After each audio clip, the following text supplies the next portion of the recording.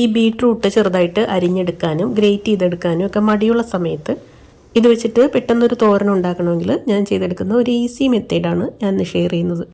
ഈ മിക്സി ജാറിൽ ഇടത്തരം സൈസിലെ ജാറാണ് ഞാൻ എടുത്തിരിക്കുന്നത്. അതിലേക്ക് തേങ്ങ ഇട്ട് കൊടുക്കുക. അപ്പോൾ ഇത് പൊടിച്ചെടുക്കാനുള്ള സൗകര്യത്തിന് ഞാൻ കുറച്ച് തേങ്ങയും കൂടി ഇതിൽ ചേർക്കുന്നുണ്ട്. അത് പൊടിച്ചതിന് ശേഷം ആവശ്യത്തിനുള്ള തേങ്ങ മാത്രം വെച്ചിട്ട് ബാക്കി മാറ്റി വയ്ക്കുകയാണ്. ഇനി അതിലേക്ക് ബീട്രൂട്ട്, സവാള അത് അരിഞ്ഞിട്ട് കൊടുക്കാം. കൂടെ ഇഞ്ചി, വെളുത്തുള്ളി, എരിവിന് 2 പച്ചമുളക്, ഒരു നുള്ള് ജീരകം കൂടി ചേർക്കുന്നുണ്ട്. ഈ ചെറിയ ജാറിലിട്ടാണ് അടിച്ചെടുക്കുന്നതെങ്കിൽ കഷ്ണങ്ങളുടെ വലിപ്പം കുറച്ചേക്കണം.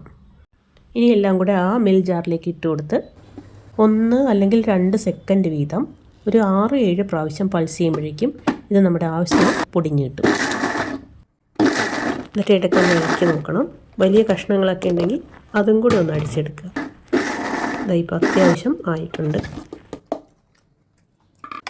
ഇനി ചൂട് കട്ടിയുള്ളൊരു പാത്രം അടുപ്പത്ത് വയ്ക്കുക. ഞാനിപ്പോൾ ഒരു മൺചട്ടിയാണ് എടുത്തിരിക്കുന്നത്. അത് ചൂടായി കഴിയുമ്പോൾ വെളിച്ചെണ്ണ ഒഴിച്ച് കൊടുക്കുക. കടുക്, അത് പൊട്ടിക്കഴിയുമ്പോൾ ഉണക്കമുളക്, കറിവേപ്പില. ഇനി ആ ചതച്ച് വെച്ച ബീട്രൂട്ട്, തേങ്ങ ആ മിക്സും കൂടെ ചേർത്ത് കൊടുക്കാം. നന്നായിട്ടൊന്ന് ഇളക്കി കൊടുക്കാം.